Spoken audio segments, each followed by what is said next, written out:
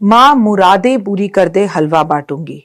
माँ मुरादें पूरी कर दे हलवा बांटूंगी। क्या आपकी मुरादें पूरी होने पर आपने कभी हलवा बांटा? कमेंट करके जरूर बताइएगा। भाई माता रानी ने ऐसा मौका मुझे बहुत बार दिया, और माँ मुरादें ना भी पूरी करे, हलवा बांट दो, मुरादें पूरी करने की और मांगने की जरूरत ही नहीं पड़ेगी। नवरात्रों में देवी क्यों कुछ संकेत देती है। जब आपके घर में नवरात्रे होते हैं आप बड़े डर जाते हैं, जी हमारे घर में तो ये हो गया, हमारे घर में तो वो हो गया, हमारी अखंड ज्योत बुझ गई, हमारे साथ ऐसा हो गया वैसा हो गया। तो इस वीडियो को अंत तक जरूर देखिए कि माँ आपको इस बार नवरात्रों में क्या संकेत दे रही है और हर बार क्या देती है। सबसे पहले नमस्कार, सुस्वागतम, वेलकम, अभिनंदन। मैं हूं आपके साथ आपकी अपनी होस्ट दोस्त डॉक्टर वायरा राखी। आपका स्वागत अभिनंदन करती हूँ आपकी, मेरे और माता रानी के इस खूबसूरत से यूट्यूब चैनल पर। मेरे संसार में कैसा है मेरा ये संसार। नवरात्रों में देवी क्या संकेत आपको दे रही है मैं आपको बताऊं, लेकिन उससे पहले बिलीव इन कर्मा।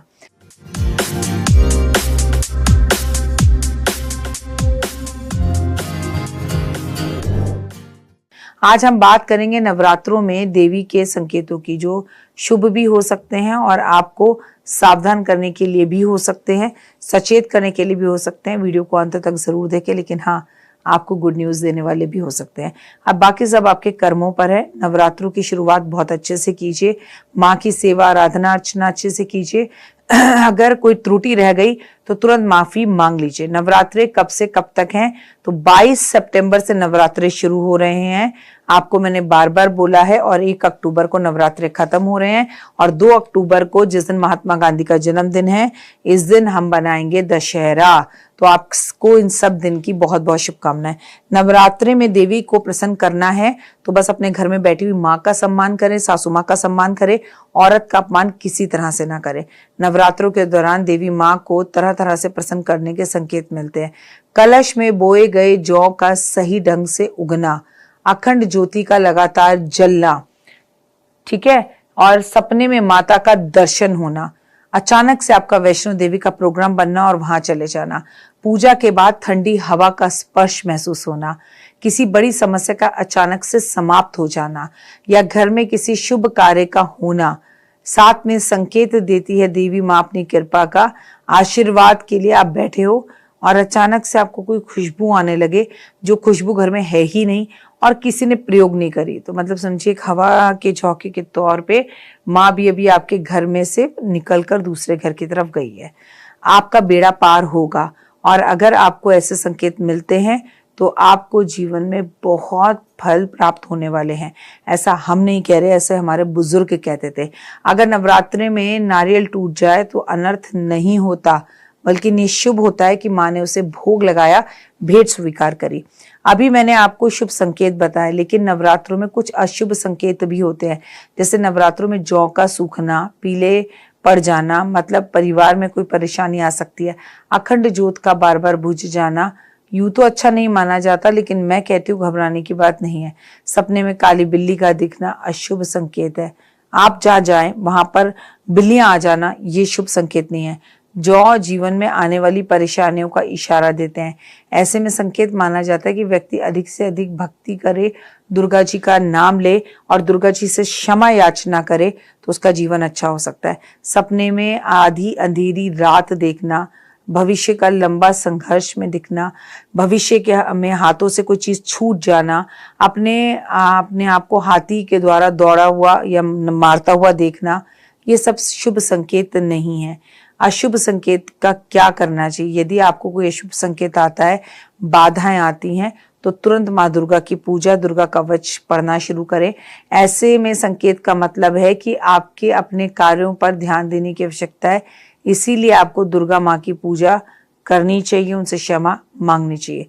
सकारात्मक रहें, माँ दुर्गा की आराधना विश्वास के साथ करें और माँ दुर्गा आपकी रक्षा हर वक्त करेगी।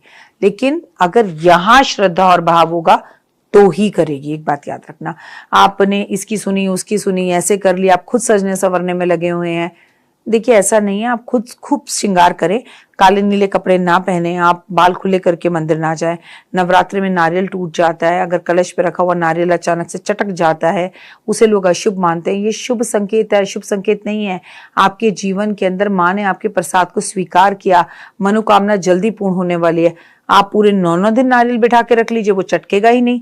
ऐसा कैसा होता है नवरात्रों में, जिससे का मतलब है कि माँ ये संकेत दे रही है कि बेटा मैं तुमसे बहुत खुश हूं, तुम्हें जो चाहिए वो करो। ऐसे में पॉजिटिव हो और उस नारियल को तोड़कर परिवार के सभी लोग कन्याओं में भी कन्या पूजन में बांटे, प्लस खुद भी खाएं। आपको नवरात्रों में लड़ाई झगड़ा नहीं करना चाहिए, इन बातों से बचना चाहिए, किसी की निंदा बुराई करने से बचना चाहिए। औरत जो होती है वो नारी का सम्मान होती है, औरत जो होती है वो नारी के सम्मान का भी अधिकारी होती है। आपने कभी सुना कि माता पार्वती जो है माता दुर्गा से लड़ रही हो? आपने कभी सुना माता लक्ष्मी जो है वो माँ पार्वती से लड़ रही हो? ऐसा नहीं होता है। तुलसी जी लड़ रही है, ऐसा नहीं होता है। आपस में औरत भी औरत का सम्मान करे, झगड़ों से बचे, नकारात्मक ऊर्जा खत्म करें, पितृदोष को घर से खत्म करें। माँ सब संकेत देगी। सास बहू अगर एक है, नंद और भाभी एक है, देवरानी और जेठानी एक है, घर में नियमित रूप से पूजा होती है, एक दूसरे को सम्मान दिया जाता है, तो जीवन में यकीन मानिए कि चीजें बेहतर होनी शुरू हो जाती हैं और महादेव और माता पार्वती की कृपा आपके ऊपर, आपके परिवार पे आने लगती है।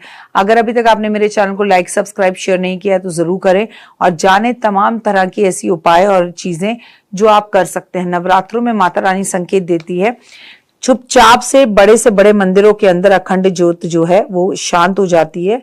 आप चुपचाप से ज्योत को ऊपर करें, कहिए माँ मैं क्रिया नहीं जानता, मैं पूजा नहीं जानता, मैं हवन नहीं जानता, मैं अज्ञानी बालक हूं जाति, तेरा ही जाया हूं, बख्श दो मुझको मैया, भूल चूक को क्षमा करो, अग्नि ज्योति सूर्य ज्योति स्वाहा और कर दीपक को वापस जला दीजिए। अगर आपका नारियल टूट गया तो नारियल बदल रहे हैं सब नहीं, 9 दिन तक वैसा ही रखिए। कलश में मिट्टी का है, बीच बीच में पानी डालते रहिए, या कलश को एक रात पहले ही जब आपको कलश स्थापित करना है भिगोकर पानी में रखिए कि भाई उसे जितना पानी पीना है वो पानी पी ले। सही है। और अब आगे बढ़ते हैं। अगर आपको पीरियड्स हो जाएं, आपने पूरे टाइम के व्रत रखे थे, अब आप प्रसाद कैसे बनाएं? देखिए कायदे से तो अगर आप अकेली हैं तो आप कुछ कर नहीं सकती, लेकिन अगर आजकल इतने सारे ऐप हैं जिसमें से आप किसी कुक को बुलाकर साफ सुथरा उसको बोलो भाई ऐसे ऐसे मैं प्रसाद नहीं बना सकती, तुम बना दो, आपका कोई प्रसाद बना दे, पंडित जी आके भोग लगा दें, प्लेटें बना दी जाएं, आप कन्याओं को वो प्लेटें पकड़ाती चली जाएं। इससे फिर पीरियड्स का कोई लेना देना नहीं है। लेकिन इतनी भक्ति करने के बाद आप फिर कन्या पूजन ही ना करें, अच्छा हम ना 5 दिन बाद कर लेंगे, अच्छा हम दशमी के बाद कर लेंगे। दोस्त ऐसा नहीं होता। आपको पूजा करनी है तो करनी ही पड़ेगी, और आपने अगर पूजा की है तो इसमें पीरियड्स की किसी भी चीज को लाने की जरूरत नहीं है। अगर पीरियड्स होते भी हैं तो पूजा मत करो, कम से कम आप जो है आराधना अर्चना मानसिक जाप तो करो, किसी की मदद तो करो। और नवरात्रि में अगर आपको बार बार नींद आती है, उबासी आती है, तो ये सब भी आपका राहु केतु खराब हो और वास्तु दोष खराब होने के चांसेस हैं। पूरे घर में भक्तिमय बनाएं और कपूर लैंप जरूर जलाएं। जय माता दी। तो देख ली वीडियो, कैसी लगी? पसंद आई? चलिए, हो सकता है किसी को पसंद ना भी आई हो, लेकिन अगर हृदय से आप इन उपायों को करेंगे तो आपका फायदा जरूर होगा। बहुत मेहनत करते हैं हम ये वीडियो बनाने के लिए, और मैं ही नहीं सब।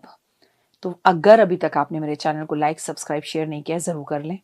अगर आपको किसी भी तरह की कोई जानकारी चाहिए या आप चाहते हैं आपकी बताई हुई वीडियोस में बनाऊं, तो आप यकीन मानिए हमारे नंबर आपको सारे वॉलपेपर पर दिखाई देंगे। इन सब नंबरों पर आप हमें तुरंत कॉल करें, और कॉल कर आप हमें मैसेज करें, व्हाट्सअप करें कि क्या वो विषय है जिस पर मैं आगे वीडियो बनाऊं। आप जो विषय मुझे देंगे उस पर मैं वीडियो बनाऊंगी। और हाँ, रुकिए, जाइए मत। आप में से बहुत से लोग मेरी इन वीडियो को रोज देख रहे हैं लेकिन चैनल सब्सक्राइब नहीं कर रहे, और उससे भी ज्यादा प्रॉब्लम है कि आप मुझे अलग अलग चैनल्स पर देख रहे हैं। मेरा असली चैनल यही है, सिर्फ यही डॉक्टर वाई राखी एस्ट्रोलॉजर चैनल पर ही मुझे देखिए और कहीं नहीं। ये मेरी आपसे रिक्वेस्ट है।